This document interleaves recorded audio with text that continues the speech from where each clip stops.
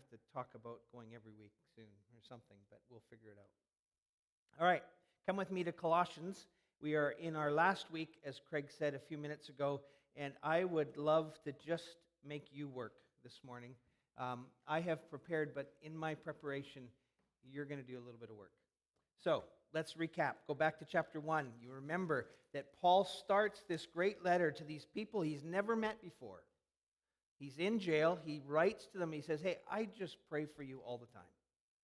I pray and give thanks to God for your faith in Christ, your love for people, the fact that you are a people of hope. And then I ask God to fill you with knowledge of His will, and that you may live a life worthy of the gospel, filled with power of God within you. Then he goes on and he talks about Christ.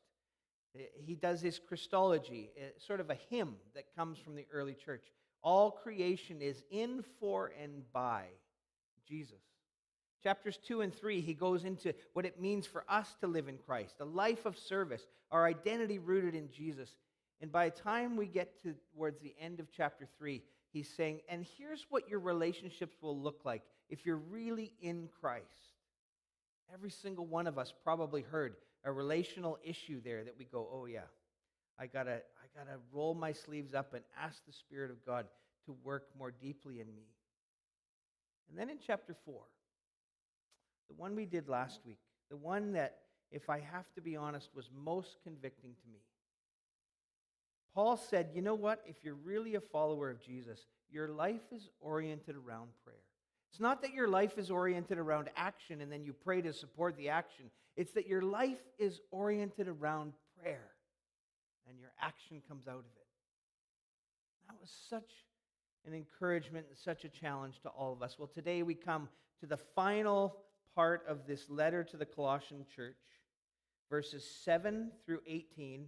And if you're anything like most people, you skip it. He's just writing a few names on there, right? So much more than that. Paul's point is that he's giving us a picture that those who are filled with the Spirit of God, those who are in Christ, those that are working on their relationships, not only with Jesus, but with one another, here's what the community of God looks like.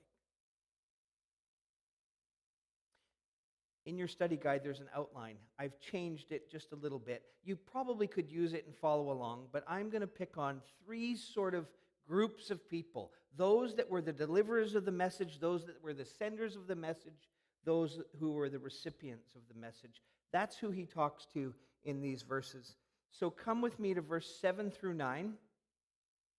And actually, I'm going to not even read it for you. You're going to read it around your tables. I want you around your tables to answer the following question. Read verse 7 to 9, just 7 to 9, just those three verses, and talk about the two people that he's listed there. What are their similarities? What are their differences? What does the Spirit of God speak to you in the midst of just those two people? All right? You've only got 3 or 4 minutes, so off you go. Two people, verses 7 to 9.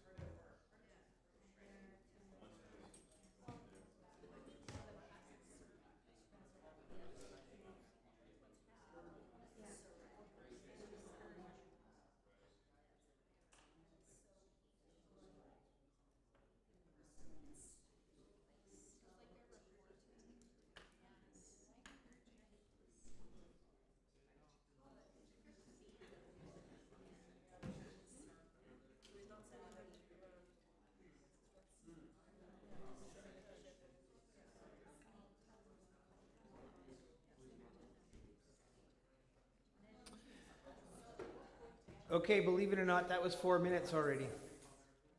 Goes fast. But if we're going to get to all 3 sections, that's all you get. So, here we go. Let me give you a couple things that I noticed between these 2 wonderful people. Paul's painting a picture of a spectrum, right? You've got both ends of the spectrum. On one end of the spectrum, you have Tychicus. What does he say about him? Dear brother, faithful minister, fellow servant. I mean, this is a guy who has grown up in church, never rebelled, comes from a Christian heritage, serves the Lord with everything he's got. It's the kind that we just think, well, of course God's going to use that guy, because that guy he has his whole life together. Paul calls him a dear brother. He's equal. He belongs in community. He's in Christ. He's a faithful minister, which means he's been in the church a long time, and everything he does, he's dependable. He's a great leader. He's a fellow servant, meaning he's surrendered every area of his life to Jesus. His money, his time, his energy, his priorities, everything comes under the lordship. And Paul couldn't say enough good things about Tychicus. Well, what about Onesimus? You know who he is?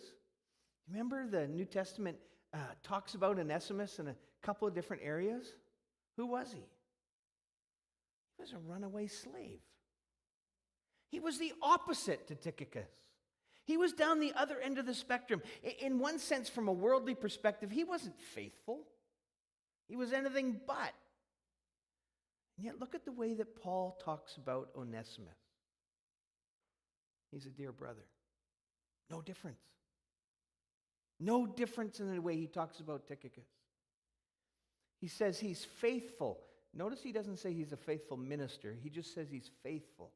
This is so interesting. Paul looks at these 2 people, one who's grown up in the church, one who's kind of been a jerk his whole life. And he says, but in Christ, there's no different. There's still my brother. And he says, I'm going to count in Onesimus' life, even though from the world's perspective, he's been unfaithful. Now that he's in Christ, I don't see any of that. I see Christ in him, and I count it as being faithful. Oh, he's not a leader yet. He doesn't have a long track record. There's no longevity, and we want to be careful not to thrust him into leadership too quickly. But he's a brother, and he's faithful in Jesus' eyes, and that's how we're going to treat him. So what do we learn from this? I can't tell you how many people over 32 years of leading at Southside and now Neighborhood Church, I've had people say, well, yeah, God can't use me. If you knew all the things that I've done in my life. God doesn't see it that way. Paul doesn't see it that way. We shouldn't see it that way. It doesn't matter whether you've been a Christian 50 years or 50 minutes. We're in Christ, considered to be brothers and sisters, faithful because of what Jesus has done, and sent, no matter where we fall on that spectrum. If any of us decides to follow Jesus, we are sent to proclaim the good news. Oh, we need to treat one another as equals. Dan and Joanne, do you remember early days, a guy by the name of Massa? Massa starts coming here and walking in on a Sunday, and he says, I don't have any money to give, but I'd love to fix your lawn. For 3 weeks, he goes and sits on the lawn and by hand picks out all of the moss. We have the most beautiful lawn at that stage as you can imagine. Some other guy comes into our church one day, and I looked at him, I go, this is your first time here? He goes, yeah, but I've been walking by here every Sunday for the last little while. I decided to come in. I said, oh, what caused you to come in? He said, well, I looked at your lawn. He said, anybody that cares about their lawn that much surely must care about people even more. Massa was used by God to proclaim the good news by picking moss out of the lawn. Well, you get the idea. Come with me now to verses 10 through 14 and go back around your tables. There are 6 people this time. 6 people in this part of the story. So read it out again and do the same exercise. What do you take away from this? Similarities, differences? What do you think Paul's getting at here when he talks about these 6 people?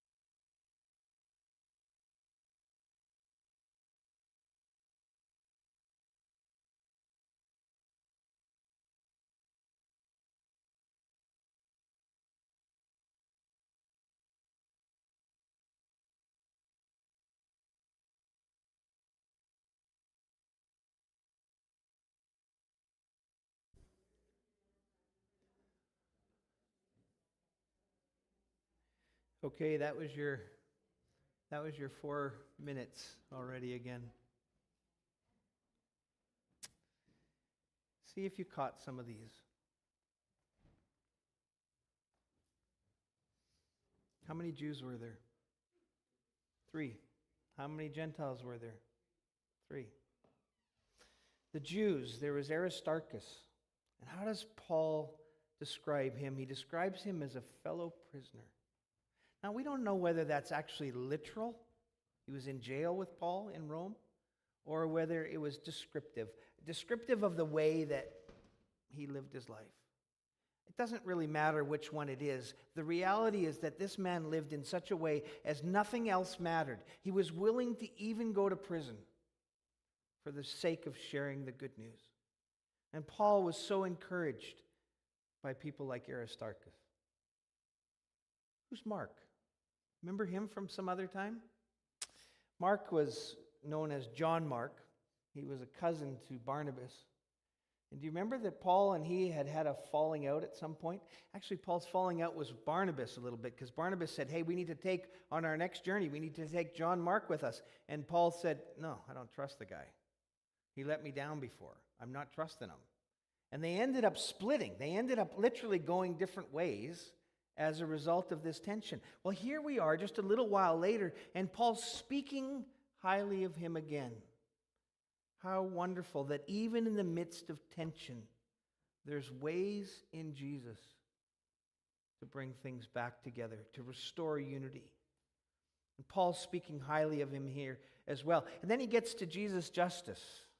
Nothing is said about this man except, obviously, Paul thought of him too. He was a Jew and part of the group of people that Paul was working with. Then there were the Gentiles. And Paul says a fair bit about them. Epaphras, he says, a servant of Christ. We heard that a little bit earlier, didn't we? Everything dedicated to the Lord. He's a wonderful pastor, maybe even a pastor of the church at Colossae. He's a hard worker. And how does he work? He's a man of prayer. Paul's just talked about that last week, didn't he? He prays that the Colossian church would stand firm, unshakable in their convictions. Ooh. We live in a day and age where to be unshakable in our convictions is so crucially important. The world comes along and starts to paint a different picture of what life to the fullest is for us, and we waver sometimes. And no, Epaphras is praying fervently that God's people would stand firm, that they would become mature, meaning they think and act rightly, and that they would be fully assured their identity is rooted in Christ. Nothing else gives them value. Nothing else gives them importance. God is faithful, and they are His. He talks about Luke. We know Luke. He wrote the gospel, and he wrote the book of Acts. What does Paul say about him? Lots of things. But what's the one that stands out? He's a dear friend. We all need friends. Leaders need friends. Lots of other things that Paul says about him. But above all, he was a dear friend. And who's the third Gentile that Paul talks about? Demas. Do you know his name from somewhere else in the New Testament? Obviously, it comes later, not before. Demas abandoned Paul and probably even abandoned Christ. He walked away because he found things too difficult. And what does Paul do here? He just names him. No other comment. Some commentators say that because of the fact that Paul makes no other comment, he knew, he could see what was happening in Demas, that Demas was everything opposite to what Epaphras was praying. What do we need to know? How about this? That already in the early church, the wall between the Jews and Gentiles had come down. There was no saying, well, you're a Jew and you're a Gentile. No, this was, you're in Christ, and your background didn't matter. That deep sense of unity was already present and visible. There was forgiveness, moving beyond past hurts and fallouts, clinging to the unity that is ours in Jesus. And of course, there was perseverance needed. Unlike Demas, when the going got difficult, instead of running away, instead of having worldly aspirations, there was a sense that we belong together because we're in Christ. We'll come to the third and final section, and I'm not going to get you around the tables. We're just going to do this together for a couple of minutes. Listen to verses 15 through 17. He's already talked about those that deliver the message, those that send the message, and now he's going to talk about some who receive the message. For sure, the church at Colossae, but he also says, give my greetings to the brothers and sisters at Laodicea, and to Nympha, and the church in her house. After this letter has been read to you, see that it is also read in the church of the Laodiceans, and that you in turn read the letter from Laodicea. Tell Archippus, see to it that you complete the ministry you have received in the Lord. What's there? Colossae and Laodicea were about 10 miles apart, often known to be sister churches with each other. They would connect with each other, and what Paul is saying here is, hey, take the letter I'm writing to you and make sure you pass it on to them, and take the letter written to them and make sure you read it too, because there's content in these letters that are worth taking time to study. Remember about the church of Laodicea? If you go forward to the book of Revelation, what do you learn about the church of Laodicea? They were lukewarm. They'd been a really, really crucially important church. They'd done well, but in their doing well, they became self-sufficient, and they began to fall apart, and they began to trust in themselves, and they became lukewarm to who Christ was in their midst.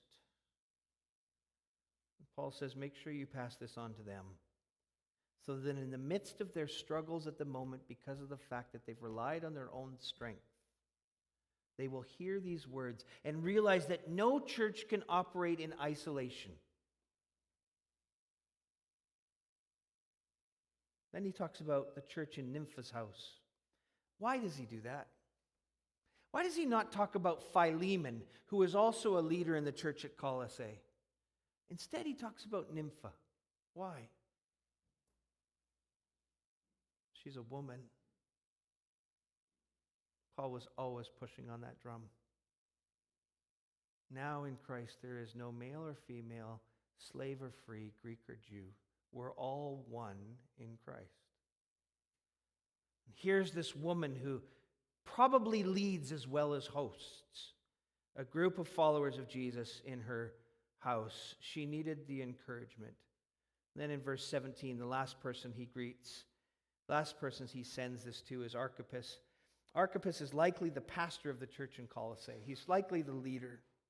And here Paul sends him a word of encouragement. It may feel a bit heavy, but in the midst of difficult times, what does a leader need to hear? It's all right.